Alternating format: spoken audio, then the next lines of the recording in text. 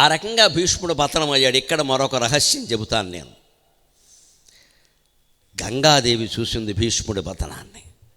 తల్లి కదా, దుర్మార్గులు ఎంత వీరులైతే మాత్రం నా కొడుకుని అన్యాయంగా ఆడామొగ కానివ్వండి అడ్డం పెట్టుకుని చంపుతారా? ఎవడా చంపినవాడు? అర్జునుడా? వాడు కొడుకు చేతిలో చచ్చిపోతాడని చెప్పించింది గంగాదేవి శాపం అర్జునుడికి.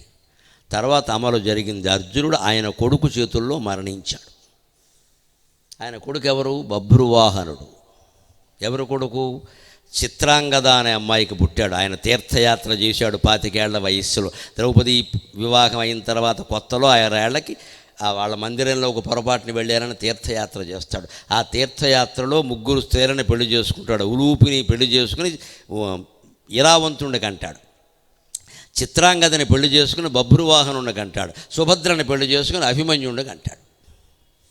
అందులో చిత్రాంగద కొడుకు బభ్రువాహనుడు. వాడు యుద్ధంలో పాల్గొనలేదు. ఇరావంతుడు యుద్ధంలో పాల్గొని చనిపోయాడు. అభిమన్యుడు యుద్ధంలో పాల్గొని చంపబడ్డాడు. చనిపోయాడు అనకూడదు, ఆయన చంపబడ్డాడు. అదే హత్య, అది యుద్ధం కాదు. అది బభ్రువాహనుడు యుద్ధంలో పాల్గొనలే. కానీ ఎప్పుడు అర్జునుడు ఆయన చేతుల్లో చనిపోయాడు అంటే ఆ యుద్ధం అయిపోయాక, శాంతి పర్వాలన్నీ అయిపోయాక అశ్వమేధ పర్వం ఒకటి వస్తుంది. ధర్మరాజు రాజయ్యాక మళ్ళీ ఓసారి అశ్వమేధ యాగం చేస్తాడు. ఆ అశ్వం బభ్రువాహనుడు నగరానికి వెళ్ళినప్పుడు అర్జునుడే దానికి వెనకాల వెళ్ళాడు. ఆ అశ్వాన్ని ఎవరైనా ఆపారు అంటే వచ్చిన వాడితో యుద్ధం చెయ్యాలి. ఆ నిబంధన ప్రకారం బభ్రువాహనుడు వచ్చి, తండ్రి అని తెలుసు ఆయనకి, మా తండ్రితో నేను యుద్ధం ఏమిటో, బభ్రువాహనుడు చాలా ఉత్తముడు, మంచి కుమారుడు. ఆయన వచ్చి మా నాన్నతో నేను యుద్ధం ఏమిటో హారతి పళ్ళెం పట్టుకుని కానుకలన్నీ పట్టుకుని, నాన్నగారు రాజ్యానికి రండి, ఈ రాజ్యం మీదే, అర్జునుని కుమారుణ్ణని చెప్పుకుని నేను గర్విస్తున్నాను, ఈ రాజ్యం మీదే మీరు స్వీకరించండి, హాయిగా కనీసం నా రాజ్యంలో 10 రోజులు ఉండండి, నేను ఆనందిస్తాను, మీతో యుద్ధం ఏమిటంటే విధి ఎలా మాట్లాడిస్తుందో చూడండి మనిషి చేత.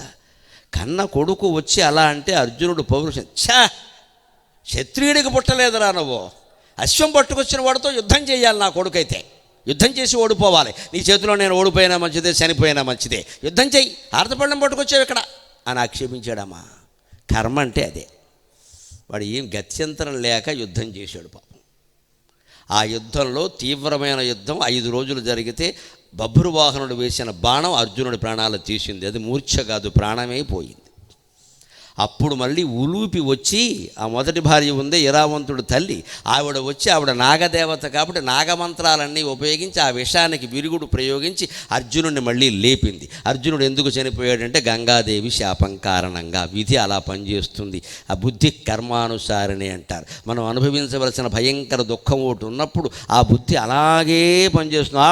ఆడో పేకాడో మొత్తం ఎకరాలు అమ్మాయి అలాగే పనిచేస్తుంది అది. ఎందుకంటే వీడు మొత్తం జిడ్డు అయిపోవాలి. ఎంత మానమన్నా మానంటే మొత్తం 6 ఎకరాలకు రాసిపెట్టుంది అక్కడ. ఇటువంటి వాడిని మానిపించాలంటే ఏం చేయాలంటే 6 ఎకరాలు వాడు పేరు మీద ఉన్నవి వాడికి 2 సీసాలు పోసేసి తాగించుకుని మన పేరు మీద రాసేసుకోవాలి. ఇంకో మార్గం లేదు ఇక్కడ. అంతేకాని వాడి పేరు మీదే పెట్టి వాడు మారడం కోసం నేను కాశీ వెళ్ళొచ్చా, నువ్వు కాకినాడ వెళ్ళొచ్చినా వాడు మారడమ్మా, అది జరిగే పని కాదు. వాడికి 2 సీసాలు ఇంకా ఎక్కువ పోసేసి వాడి చేత మన పేరు రాయించేసుకుంటే మన ఆస్తి మిగులుతుంది, పిల్లలు బాగుంటారు. అంతేకాని వాడు మారడు.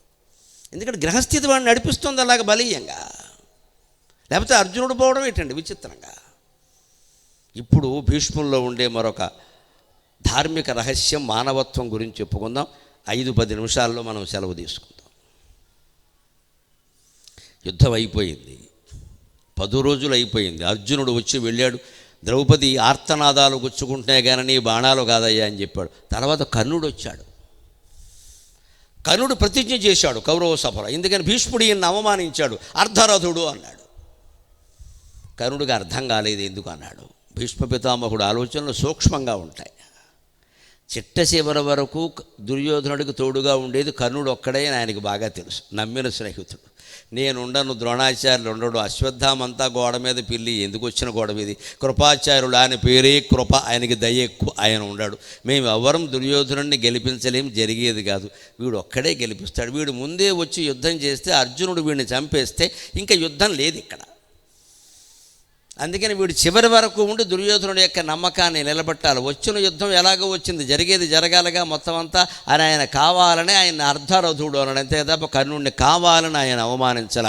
కర్ణుడు మహారథి కర్ణ అని ఆయనకి బాగా తెలుసు. 10,000 మందితో యుద్ధం చేయగలిగిన వాడిని అతిరథుడు అంటారు, 5,000 మందితో యుద్ధం చేయగలిగిన వాడిని మహారథుడు అంటారు, తనతో సమానమైన వీరుడు ఒక్కడితోనే యుద్ధం చేసేవాడిని సమరథుడు అంటారు, ఒక్కడితో కూడా యుద్ధం చేయలేని వాడిని అర్ధరథుడు అంటారు. అంత అవమానించాల్సిన అవసరం ఏం లేదండి, కావాలని చేశాడు ఆయన. అందుకే అంపశయ్య మీద ఉన్నాక కర్ణుడికి జాలి వేసి పితామహుడు ఆజన్మ బ్రహ్మచారి త్యాగం చేశాడు. ఆయనే రాజ్యం చేస్తుంటే వీళ్ళెవ్వరికీ లేదు కదా, ఆయన వీళ్ళ ముళ్ళ పక్క మీద పడుకున్నాడని వెళ్ళి చుట్టూ ప్రదక్షిణం చేసి నమస్కారం చేసి, తాత క్షమించండి నన్ను, సూతపుత్రుణ్ణి, దుర్యోధనుడు స్నేహం వల్ల ఏదో అన్నాను అని పశ్చాత్తాపడితే కర్ణుడిని దగ్గరికి పిలిచి, నేనేమనుకోలేదయ్యా, ఎక్కడిదక్కడే వదిలేశానయ్యా, నేను పరమశివ భక్తుడిని, నాకేమిటి, పరమేశ్వరుని నమ్ముకున్న కర్ణ, నీకు ఎందుకు చెప్పానో తెలుసా, అర్ధరథుడని నిన్ను ఎందుకు అన్నానో తెలుసా, అసలు నువ్వు ఎవరి కుమారుడువో తెలుసా అని రహస్యాన్ని అప్పుడు చెప్పాడు చావు కబురు చల్లగానే. నీ యుదయము దైవిక గర్భాయత్తము, నీ యుదయము దైవిక గర్భాయత్తము, నీకు మర్త్యులసదృక్షులు కౌంతేయుడవు గాని రాధేయుండవుగావు నీవు, కౌంతేయుడవు గాని విను రాధేయుండవు కావు నీవు, ధీర విచారా. కుంతీదేవి ఇంకాస్త ఆలస్యంగా చెప్పింది, కుంతి కంటే నయం ఇంకాస్త ముందు చెప్పాడు కనీసం. ఇప్పుడు పిలిచి అంపశయ్య దగ్గర 11వ రోజు యుద్ధం జరుగుతుంటే వస్తే, నీకు తెలుసో తెలియదో నీ ఉదయము దైవిక గర్భాయత్తము, నువ్వు దేవతలకు జన్మించావయ్యా, మనుషులకు జన్మించలా. నీకు మర్త్యులు అసదృక్షులు, మానవులు ఎవరిని నీతో పోల్చడానికి వీలు లేదు కన్నా, నువ్వంత వీరుడు నాకు తెలుసు, నేను ఎందుకు ఒప్పుకోను, ఒక వీరుడు మరో వీరుడు సామర్థ్యాన్ని గ్రహించడా, నేను గ్రహించగలను, కావాలనే చేశా. ఎందుకంటే నువ్వు కుంతి కుమారుడివి, నువ్వు యుద్ధానికి వచ్చి వాళ్ళ చేతుల్లో చనిపోవడం నాకు ఇష్టం లేదు అన్నాడు ఆయన. కుంతి కొడుకును చంపడం నాకు ఇష్టం లేదయ్యా, నువ్వు యుద్ధం మానయ్యాలి, అందుకోసమే అన్నాను నేను అన్నాడు. అది ఆయన ఉద్దేశం మంచిది. ఇంకా అందుకని నువ్వు 10 రోజులు అన్నా, నువ్వు మొత్తమే మానేస్తావు అనుకున్నాను నేను అన్నాడు ఆయన. ఇంత తిడితే, ఇంత అవమానిస్తే పౌరుషం వచ్చి నేను ధనుర్బాణాలు త్యజిస్తాను అంటావేమో అనుకున్నానయ్యా. ఆ రకంగా కుంతి కొడుకులు 5గురు పెద్దవాడిని చంపారనే అప్రతిష్ట పాండవులకు రాకుండా కాపాడుదాం అనుకున్నాను. నువ్వు 10 రోజులే అన్నావు, మళ్ళీ యుద్ధం మొదలుపెట్టావు, ఇక నీ గ్రహస్థితి నీది. కానీ నువ్వు కౌంతేయుడువు కానీ రాధేయుడువు కాదు. ధీర విచార, ధీరంగా అంటే నెమ్మదిగా, ధీరే అంటారు కదా హిందీలో, ధీర అంటే నెమ్మదిగా సావకాశంగా ఆలోచిస్తే నీకే తెలుస్తాడు. అప్పటికే సూర్యుడి ద్వారా తెలిసింది, యుద్ధానికి ముందు కృష్ణుడి ద్వారా తెలిసింది, కుంతి ద్వారా తెలిసింది, ఇంకిప్పుడు తెలిసేది ఏమిటో కొత్తగా. పరమాత్మ నమస్కారం చేసి భీష్ముడికి కర్ణుడు అన్నాడు, నాకు తెలుసు నువ్వేదో ఉద్దేశంతో అన్నావని, కానీ నేను ఇప్పుడు కూడా యుద్ధం చేయకపోతే దుర్యోధనుడు ఏమనుకుంటాడు, కావాలని ఎగ్గొట్టాడు, ఇప్పటికే 10 రోజులు ఎగ్గొట్టాను అని ఆయన యుద్ధరంగానికి వచ్చాడు. అలాగా భీష్మ పితామహుని యొక్క అంపశయ్య మీద దశ గడిచింది. చివరికి 18 రోజుల యుద్ధం పూర్తయింది. ఆయన మోక్షాన్ని పొందేటువంటి ప్రయత్నం ఆటంకారములాగిపోయే శరశయ్యన్ భీష్మయోగీంద్రుడే చాటన్ విష్ణు సహస్రనామములు. ఆటంకారములాగిపోయే శరశయ్యన్ భీష్మయోగీంద్రుడే చాటన్ విష్ణు సహస్రనామములు. నాటెన్ నిర్మలమూర్తి చిత్తమున ఆటంకారములాగిపోయే శరశయ్యన్ భీష్మయోగీంద్రుడే చాటన్ విష్ణు సహస్రనామములు. ప్రజ్ఞానంబు బ్రహ్మంబుగా నాటెన్ నిర్మలమూర్తి చిత్తమున. జ్ఞానంబాడి స్నానాబ్ధిలో నీటన్ పుట్టిన వారికెన్నడును మున్నీరే శరణ్యంబుగా. సాగరఘోష మహాకావ్యంలో భారత యుద్ధాన్ని గురించిన పద్యాలు రాస్తూ భీష్ముడి గురించి నేను రచించిన పద్యం ఇది.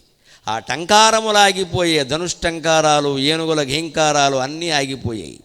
శరశయ్యన్ భీష్మయోగీంద్రుడే చాటెన్ విష్ణు సహస్రనామములు. అప్పుడు తన దగ్గరికి శాంతి కోసం వచ్చినటువంటి ధర్మరాజుకి శాంతి పర్వంలో అనేక విశేషమైన ధర్మాలన్నీ చెప్పి చిట్ట చివరిగా విష్ణు సహస్రనామాలు చెప్పాడు. ఆ నామాల నిండా ఉండే రహస్యం ఏమిటంటే మొదటి 2 నామాల్లోనే ఉంది. అనపర్తి సభల్లో నేను ఇదివరకే చెప్పా, విశ్వం విష్ణు, ఈ 2 చాలండి. విశ్వమంతా విష్ణువే, విశ్వమంతా విష్ణువే. 13 ఆయన లోపల, ఒక లోకం బయట ఉండదు, 14 ఆయనలోనే ఉన్నాయి. మనం కూడా అందులోనే ఉన్నాం. అంచేత నిశ్చింతగా ఉండాలి, ఆయన చింతలోనే ఉండాలి. నిశ్చింత అంటే లౌకిక చింతలు వద్దు, కృష్ణచింత భగవత్ చింతన మాత్రమే ఉండాలి. అదే సారాంశం. ప్రజ్ఞానము బ్రహ్మం, విశ్వమంతా విష్ణువే.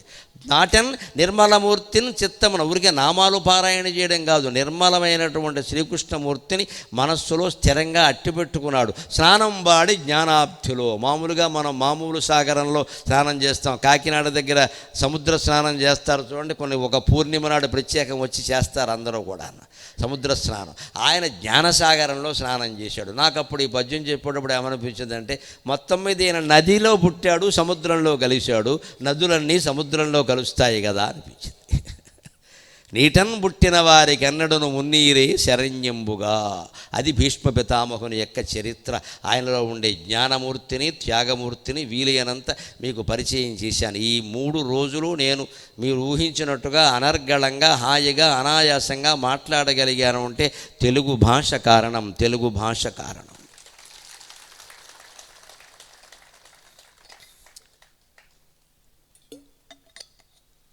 మూడు రోజుల ప్రతిఫలంగా నేను కోరేది ఒక్కటే, ఇంటనైనను బయటనేని మాటాడుచో తెలుగులో మాత్రమే పలుకవలయు. ఉద్యోగముల తెలుగు, ఉత్తరముల తెలుగు, చేవ్రాలు తెలుగులో చేయవలయు. మార్కుల కొరకునై మారు భాషలు మాని తెలుగు భాష పఠించి తీరవలయు. ఆంగ్లము లేనిచో అన్నమే లేదను పిచ్చి ఆలోచనల్ వీడవలయు. ఆంగ్లము లేనిచో అన్నమే లేదను పిచ్చి ఆలోచనల్ వీడవలయు. తల్లి తెలుగు తల్లి భరతధాత్రి పొంగ నీతి పద్యములొక 10 నేర్వవలయు. మనము మన కొరకయి మన మనుగడకయి చేయవలెనివి ఇకనైన చేయవలయో. స్వస్తి ప్రజాభ్యః పరిపాలయంతాం న్యాయేన మార్గేణ మహీం మహీషాః. గోబ్రాహ్మణేభ్యః శుభమస్తు నిత్యం. లోకాః సమస్తాః సుఖినో భవంతు. లోకాః సమస్తాః సుఖినో భవంతు. లోకాః సమస్తాః సుఖినో భవంతు. స్వస్తి.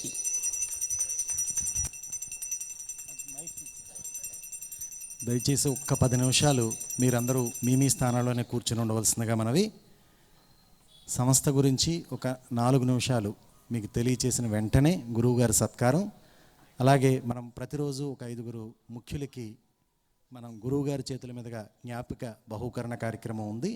అది కూడా అయిన తర్వాత మీరు ప్రసాదాన్ని స్వీకరించవలసిందిగా మనవి.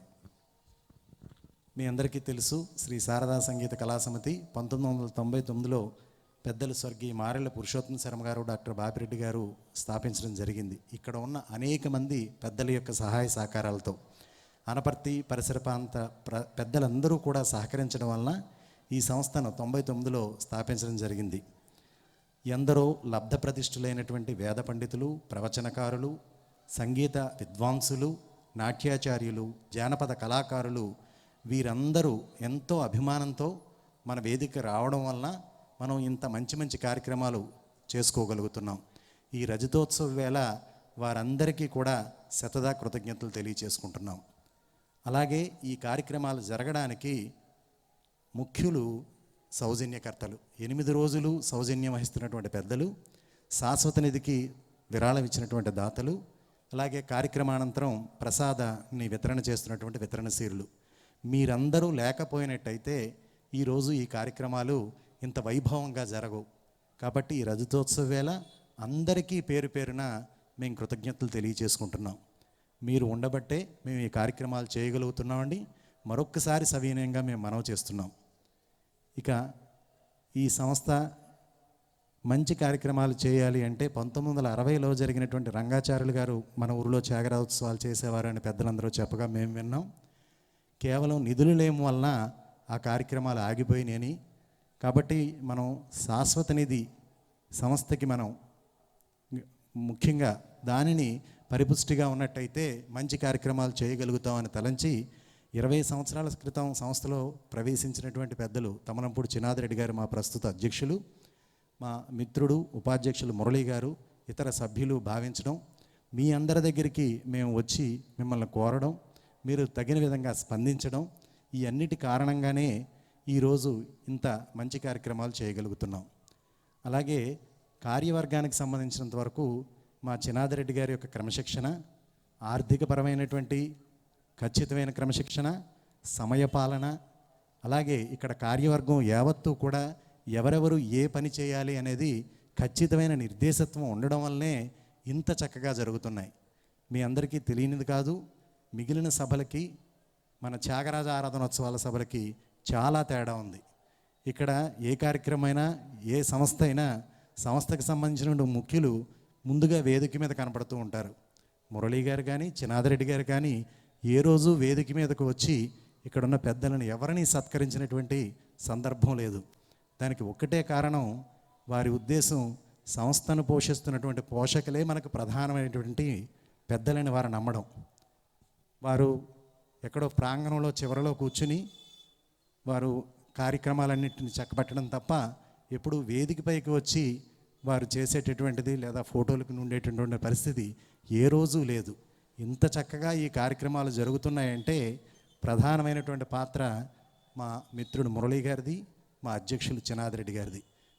వారి యొక్క నిర్దేశత్వంలో మిగిలిన కార్యవర్గం అంతా కూడా పనిచేస్తున్నాం కాబట్టే మేము ఈ కార్యక్రమాలు క్రమశిక్షణగా చేయగలుగుతున్నామని మీకు తెలియజేసుకుంటున్నాం. ఇక వేదసభ విషయానికి వచ్చినట్టయితే 1993లో స్థాపించినటువంటి వేదసభ 4-5 సంవత్సరాల్లోనే అది ఆగిపోవలసిన పరిస్థితుల్లో మురళీ గారు రావడం, ముందుకు వచ్చి గత 25 సంవత్సరాలుగా కూడా వారు దాన్ని కొనసాగిస్తూ పోషిస్తూ ఉన్నారు వారి కుటుంబ సభ్యులు. వేదసభకు కూడా వారు ఆ చివరే కూర్చుని ఉంటారు. వేదసభ ఇక్కడ నడుస్తూ ఉంటుంది. అంత నిరాడంబరుడు. ఒక పక్క ఆదిరెడ్డి గారి యొక్క ఖచ్చితత్వం, నిర్మోహమాటత్వం, మరొక పక్క మృదు స్వభావి, నలుగురిని కలుగుపోయేటటువంటి మురళి గారి తత్వం, ఈ రెండిటి యొక్క సమజోడుతోనే మా కార్యక్రమాలు నడుస్తున్నాయి. మేము ఏ రోజు ఈ విషయాలు మీ ముందు తెలియచేయలేదు. రజతోత్సవ వేళైనా మా కార్యవర్గం గురించి ఒక్క నిమిషం మీకు తెలియచేయకపోయినట్టయితే అది అన్యాయమని భావించి నేను ఈరోజు ఈ మాటలు మీతో పంచుకుంటున్నాను. ఇక లఘు చిత్రాలు తయారు చేసాం మేము. ఈ లఘు చిత్రాలు తయారు చేస్తున్నప్పుడు, ఇక్కడ చూస్తున్నప్పుడు మేము అందరం కూడా కార్యవర్గం యావత్తూ కూడా మేము చాలా అదృష్టవంతులం అన్న భావన, భగవంతుడి యొక్క అనుగ్రహం, పెద్దల యొక్క ఆశీస్సులు, తల్లిదండ్రుల యొక్క ఆశీస్సులు, మీ అందరి యొక్క ఆదరణ ఉండబట్టి ఇంత గొప్ప సంస్థలో సేవ చేసుకునేటటువంటి భాగ్యం మాకు తగ్గిందన్న భావమే అనునిత్యం మా మదిలో ఉంది. నేను మాట్లాడుతున్న మాటలు గత సభల్లో మాట్లాడిన దానికి ఇప్పటికీ చాలా ఆర్ద్రతతో కూడి ఉన్నాయి. ఎందుకంటే ఇది మాకు మీరందరూ ఇచ్చినటువంటి అవకాశంగానే మేము భావిస్తున్నాం. ముందు రోజుల్లో కూడా మీరందరూ ఇలా ఆదరించండి. మాకు భగవంతుడు అనుగ్రహించిన రోజులు ఈ సేవా కార్యక్రమం మేము చేస్తూనే ఉంటాం. ఈ సంస్థ యొక్క ఉద్దేశం సాంస్కృతిక కళారంగాలతో పాటు ఆధ్యాత్మికమైనటువంటి విలువల్ని మన ప్రాంతంలో పెంపొందించాలి అన్నదే మా భావన. పెద్దల ఆ ఉద్దేశంతోనే దీన్ని స్థాపించడం జరిగింది. అదే కోణంలో ఇది నడుస్తూ ఉంది. వారు పెట్టినటువంటి ఆశయానికి ఏ ఒక్క అడుగు కూడా పక్కకు వెళ్లకుండా వారు నిర్దేశించిన మార్గంలోనే ఇది నడుస్తుంది. ఇక ముందు రోజుల్లో కూడా నడుస్తుందని మీకు తెలియజేస్తున్నాం. మేము 30 ఏళ్ల వయసులో, 3 పదుల వయసులో ఈ సంస్థలోకి వచ్చాం. ఇప్పుడు 5 పదుల వయసులో ఉన్నాం. 45 సంవత్సరాల వయసు ఉన్నటువంటి పిల్లలు కూడా ఉన్నారు. మా ఉద్దేశం ఏమిటంటే 20-25 సంవత్సరాలు ఉన్న కనీసం 3-4 పిల్లలు మాతో కలిసి ప్రయాణం చేస్తే నెమ్మదిగా వారికి అలవాటైతే ముందు రోజులకి ఇది వెళ్తుంది అన్న మా భావన.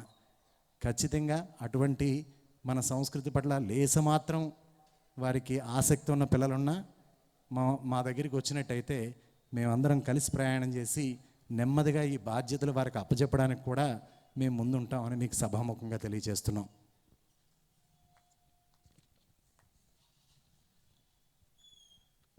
ఈ 25 సంవత్సరాలుగా సంస్థకి సహాయం చేసినటువంటి శాశ్వత నిధి సభ్యులకి, సౌజన్యశీలురికి, ప్రసాదన వితరణశీలులకి, అలాగే ఆదరిస్తున్నటువంటి ప్రేక్షకులందరికీ కూడా శతద సహస్రద కృతజ్ఞతలు తెలియజేసుకుంటూ ఇక గురువుగారి సత్కార కార్యక్రమంలోనికి మనం ప్రవేశిద్దాం. వారు 3 రోజుల ప్రవచనం సందర్భంగా మనం అనేక సందర్భాల్లో కూడా వారు మనకు తెలియచెప్పింది నిరంతర దైవనామస్మరణ. చాలా ముఖ్యమైనటువంటి విషయం. గత 10 సంవత్సరాలుగా వారికి మన మన సంస్థతో ఉన్నటువంటి అనుబంధం, ఇంత సుదీర్ఘమైన అనుబంధం మరెవరితోనూ మన సంస్థకి లేదు. పెద్దలు గరిగిపాటి నరసింహారావు గారితో మాత్రమే ఇంత సుదీర్ఘమైనటువంటి అనుబంధం మన సంస్థతో ఉంది. కాబట్టి మనందరం వారి యొక్క మాటలను పాటించినట్లయితే వారికి మనం నిజంగా వారు ఇంత దూరం ప్రయాస కోర్చి మన ఊరు వచ్చినందుకు ఒక ప్రయోజనం ఉంటుంది. కాబట్టి నిరంతర దైవనామస్మరణ అన్న విషయంలో మీరెవ్వరూ కూడా దానికి పక్కదోవకు వెళ్లకుండా సాధ్యమైనంత వరకు, ఇప్పటికే ఆ మార్గంలో చాలామంది ఉండి ఉంటారు, మరింత మంది అటు దిశగా ఉండాలని మా ఆకాంక్ష. వారి మాటల్లో చెప్పాలంటే మన సంస్థ వారికి ఒక ఖాతా. వారు అనేక ప్రవచనాలు చెప్తూ ఉంటారు కాబట్టి మన సంస్థ వారికి ఎప్పుడూ ఒక ఖాతాయే. అదే అంటూ ఉంటారు, నా ఖాతా నేను వదులుకొనయ్యా, మీరు జాగ్రత్తగా ఉండండి అని. ఇక నిన్న చెప్పిన దాంట్లో ముఖ్య అంశం పుస్తక పఠనం గురించి వారు చెప్పడం జరిగింది. మనందరం కూడా పడుకునే సమయానికి నెమ్మదిగా మొబైల్ ఫోన్ దగ్గర పెట్టుకుని దాన్ని అటు ఇటు జరుపుతూ నిద్రపోతున్నాను తప్ప ఒక్క అరగంట, ఒక 10 సంవత్సరాల క్రితం ఆ పరిస్థితి ఉండేది, ఇప్పుడు పరిస్థితి మారింది. కానీ కనీసం పెద్దలైన మనమైనా పుస్తక పఠనం విషయంలో శ్రద్ధ వహిద్దాం. అలాగే అతి ముఖ్యమైనది, వినడం ద్వారా జ్ఞానం వస్తుంది అన్నది మొదటి మెట్టైనా ఆచరణ అనేది ప్రధానమైంది. వారు ఒక సంవత్సర కాలంగా స్వామి వివేకానందకు సంబంధించినటువంటి సూక్తుల్ని వారి యొక్క అఫీషియల్ యూట్యూబ్ ఛానల్లో ప్రతిరోజు ప్రసారం చేయడం జరిగింది. దానిలో కూడా వారు చెప్పింది అదే, ఆచరణ లేనిది మనం ఎంత విన్నా అది వృధా ప్రయాసే అవుతుంది తప్ప ఖచ్చితంగా విన్నది మననం చేసుకుంటూ ఆచరణ చేయాలి. ప్రతి మంచి విషయాన్ని ఆచరించడం ద్వారా మాత్రమే మనం ఉన్నతగా ఉంటామన్న విషయాన్ని మనందరం ఒక్కసారి గుర్తు చేసుకుంటూ సత్కార కార్యక్రమంలో పాల్గొనవలసిందిగా ఈనాటి కార్యక్రమానికి విశిష్ట అతిథిగా విచ్చేసినటువంటి డాక్టర్ సత్తి సూర్యనారాయణ రెడ్డి గారు, అనపర్తి శాసనసభ్యులు, వారిని వేదిక మీదకి రావాల్సిందిగా కోరుచున్నాను. మన ప్రీతమ శాసనసభ్యులు వారి సతీమణి ఆదిలక్ష్మి గారి చేతుల మీదుగా సత్కార కార్యక్రమం ఉంటుంది. మేము నిర్దేశించిన క్రమంలో సత్కార కార్యక్రమం అయిన తర్వాత వారు 5 పెద్దలకి వారి చేతి మీదుగా జ్ఞాపిక బహుకరణ ఉంటుంది. దయచేసి అందరూ కూడా సహకరించవలసిందిగా మనవి.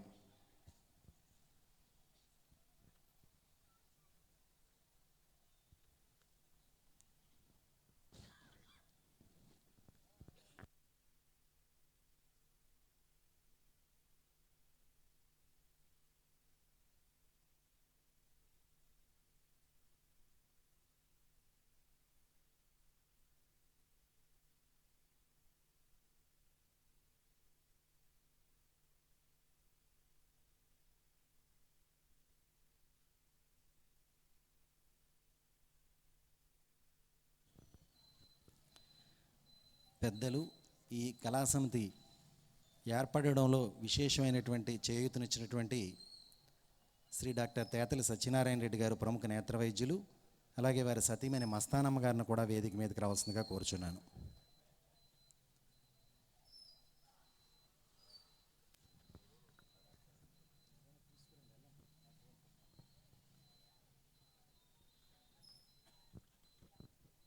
ధన్యవాదాలండి.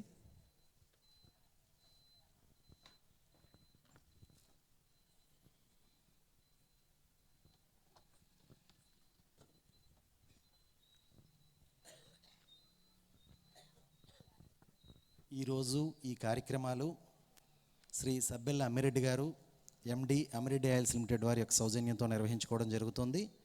కార్యక్రమాల అనంతర ప్రసాదం శ్రీ సత్తి రామారెడ్డి గారు, శ్రీమతి మాలతీ దంపతులు, రాష్ట్ర పామాయిల్ రైతుల సంక్షేమ సంఘం మాజీ అధ్యక్షులు వారి యొక్క వితరణతో ఇక్కడికి విచ్చేసిన అందరికీ కూడా ప్రసాదం ఇవ్వడం జరుగుతోంది.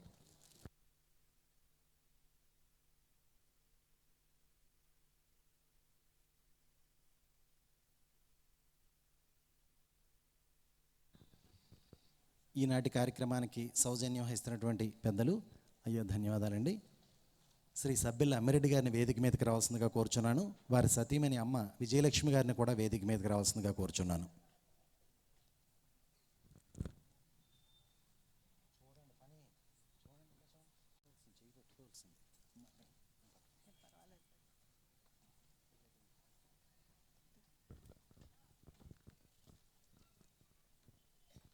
ఈనాటి కార్యక్రమానికి అతిథిగా విచ్చేసినటువంటి శ్రీ సత్తి సుబ్బారెడ్డి గారిని వేదిక మీదకి రావాల్సిందిగా కోరుచున్నాను.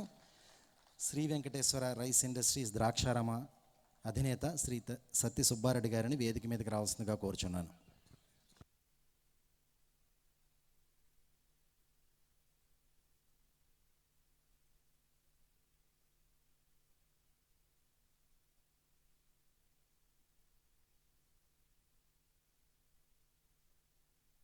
శ్రీ సుబ్బారెడ్డి గారు.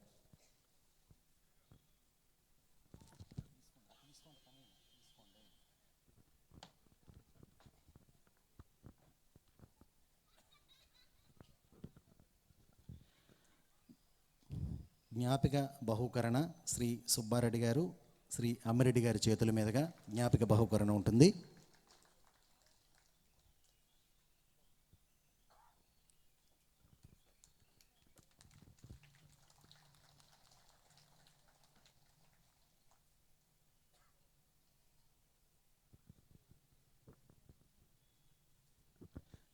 ధన్యవాదాలండి.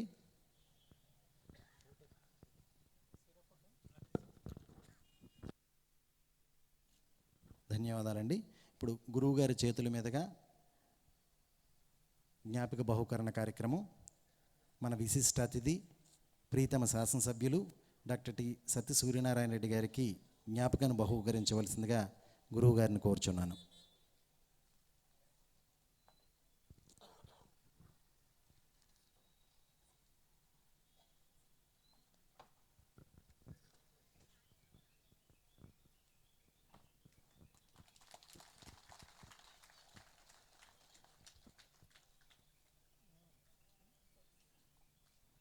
ఈనాటి కార్యక్రమానికి సౌజన్యం వహించినటువంటి శ్రీ సబ్బెల్ల అమ్మిరెడ్డి గారికి జ్ఞాపికను బహుకరించవలసిందిగా గురువు గారిని కోరుచున్నాను.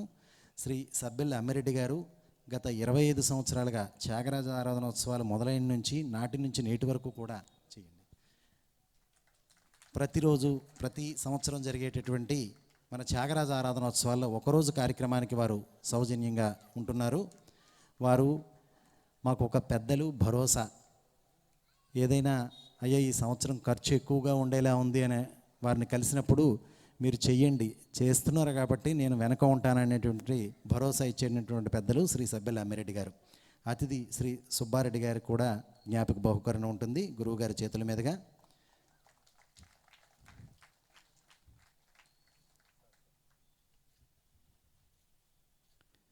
నూతన వస్త్ర బహుకరణ శ్రీ ద్వారంపూడి వెంకటరెడ్డి గారిని గురువు గారికి ఇవ్వాల్సిందిగా కోరుచున్నాను. శ్రీ ద్వారంపూడి వెంకటరెడ్డి గారు.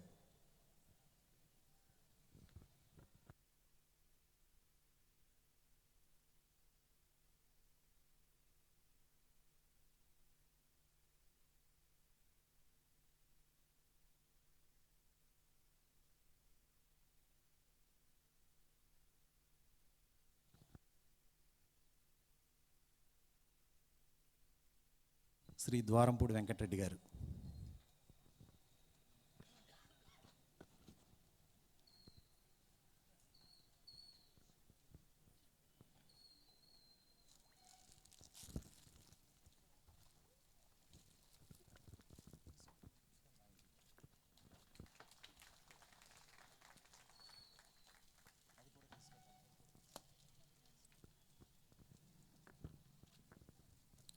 ధన్యవాదాలండి.